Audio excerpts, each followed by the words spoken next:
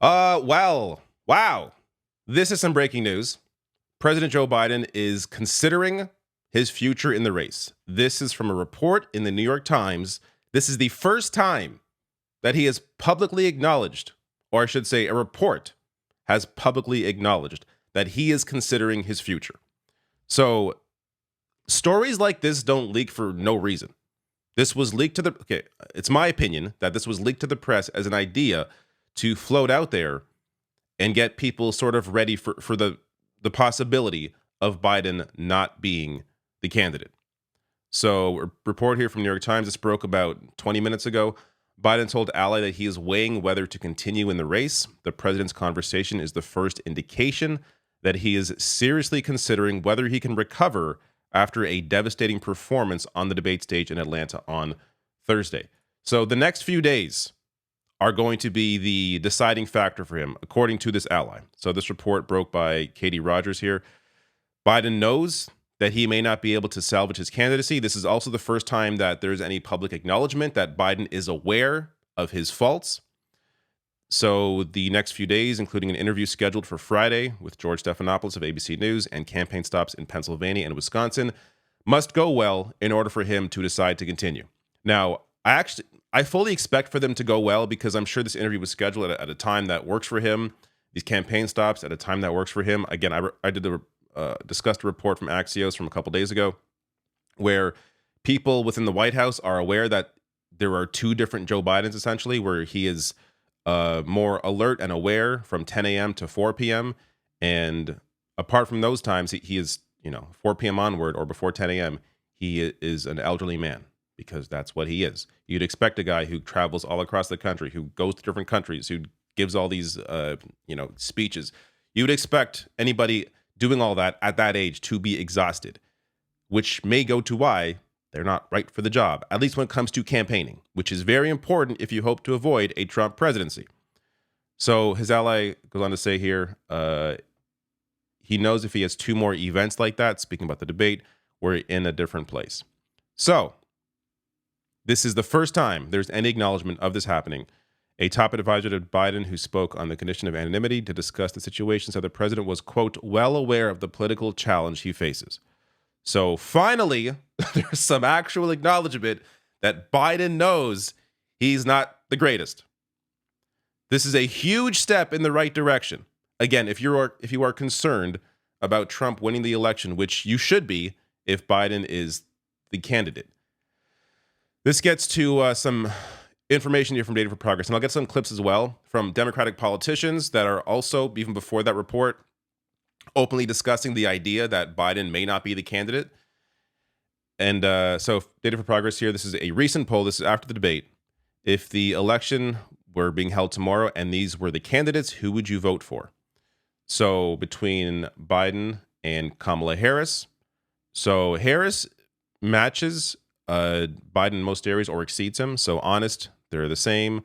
Has plans to solve our country's problems. Biden is winning there because he is the candidate and is the one with the plans right now. People have not seen Kamala Harris or her ideas, so of course she'd be losing in this category, but still only by a couple points. Fit to run the country, big numbers there for Kamala Harris over Joe Biden, and strong, again, bigger number for Harris over Joe Biden. This gets to the various candidates. If the election were held tomorrow and these were the candidates, who would you vote for? Now, the way this poll is structured, it appears, Biden's doing the best. But if you actually look at the numbers, comparing Biden's numbers to Trump's numbers, it's a gap of 3. No one else here has a greater gap than 3. In fact, Whitmer, I think, has the best number. There's only a gap of 2 between her and Trump. And there's a lot of space in the middle here to grow for a lot of these candidates that people don't know a lot of, like Pritzker, Shapiro, Whitmer. I don't think Klobuchar has much room to grow, but most of these other ones I think do.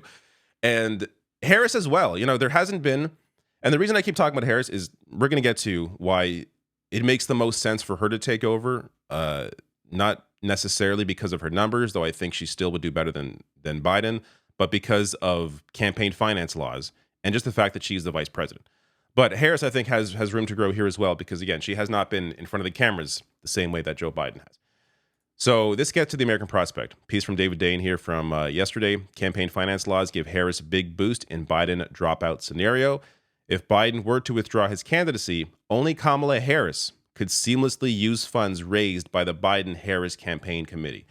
This is a huge issue, or I should say a huge benefit for the idea of Harris taking over, because the Biden campaign committee has raised hundreds of millions of dollars for the election, which is already invested in staff and booked airtime across the country. So he goes on to explain how, there could be some workarounds. The money could be moved to a PAC, for example, but then the PAC would not be able to communicate with the campaign. And there's also higher ad rates for a PAC compared to a campaign. So there are all these barriers if someone else is the candidate.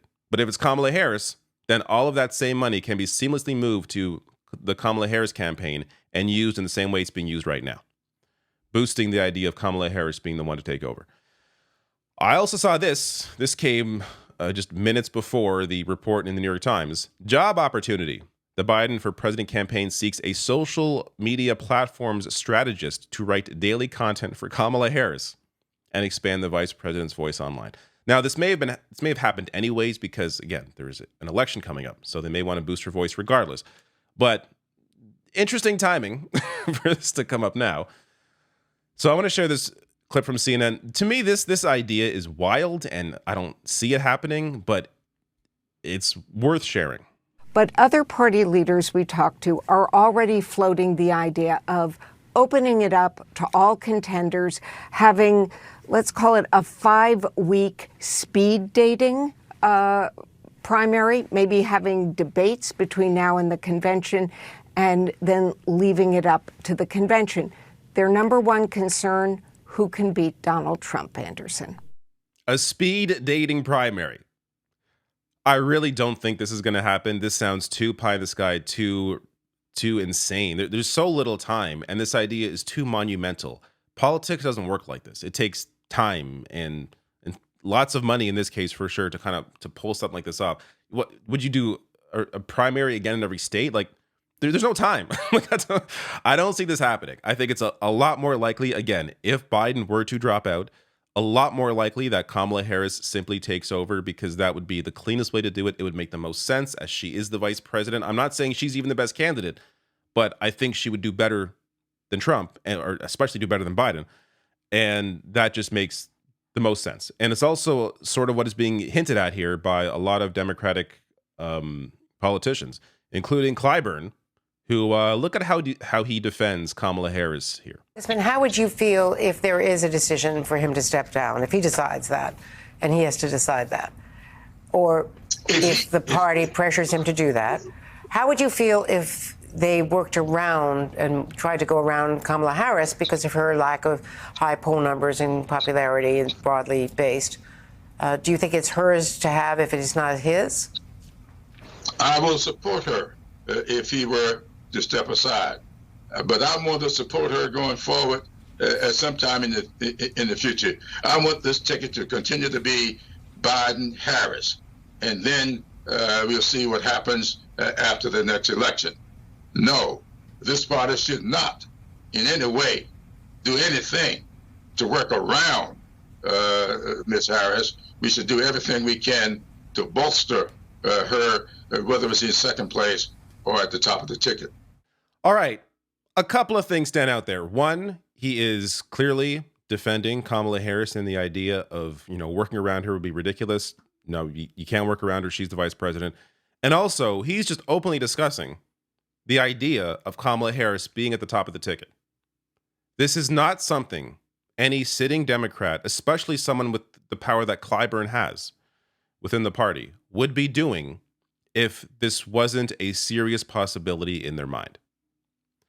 So, again, this goes to, I think, Kamala Harris being the likely candidate if Biden were to drop out. And this also goes to the idea that there is some real weight behind the idea of Biden not being the candidate.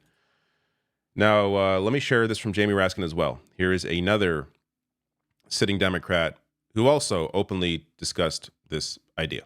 we are the party of democracy and freedom right now, and everybody is asking one question within the Democratic Party. And I know that's true of President Biden and Vice President Harris and my friend Lloyd Doggett and everybody in the House and the Senate and all of the members of the Democratic Party, the tens of millions of people across the country, which is, how do we defeat Donald Trump, and how are we going to defeat the threat of authoritarianism and keep the progress of democracy and freedom moving forward in the country? And we are not operating like an authoritarian religious cult the way that the Republican Party operates now. There will be lots of discussion and lots of people weighing in. And I know this is a moving target. It's got to happen quickly. But I can guarantee you, Chris Hayes, there will be massive unity and focus on that task when we get to the end of this process. And it's happening very quickly, I think. When we get to the end of this process, and it's happening very quickly, I think, there is a process that is going on. There are discussions that are going on. And look, there's already been reports about these discussions happening. But again, when it's acknowledged publicly by a sitting Democratic congressperson, it holds a lot more weight.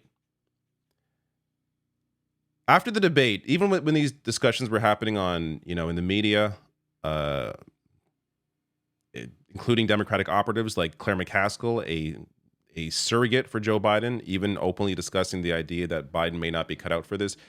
At that time, it still seemed fanciful, the idea that Joe Biden would actually step aside and someone else would lead the ticket. Now I am leaning almost in a greater than 50% chance of this actually happening. I still find it hard to believe because good things don't normally happen, but this might actually happen. And I think, again, to avoid a Trump presidency, I think you need someone else at the top there. You need to get people who the support that Joe Biden has lost especially over the past year. You need to kind of push that out of people's minds and bring someone else there to represent the party. And this may actually be happening. Another clip here. J.B. Pritzker, a governor who has often been floated as potentially a replacement for Biden or a future Democratic candidate for president. Here are his thoughts on CNN. It doesn't look that way in polling. I mean, 3/4 of voters, U.S. voters, in a new CNN poll say the Democratic Party would have a better shot holding the presidency in 2024 with someone other than President Biden at the top of the ticket. I mean, do you agree with that, or are the voters wrong? Well, I think that's why President Biden needs to communicate more. We haven't heard a lot from him since the debate, and that's why the polls look as they do.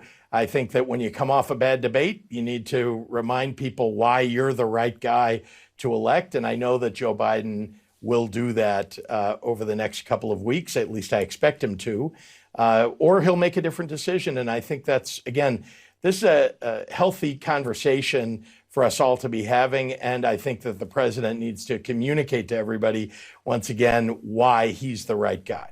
All right. The quote to hang on to there is, or he'll make a different decision. Again, opening up the door to this real possibility that Biden may not be the candidate.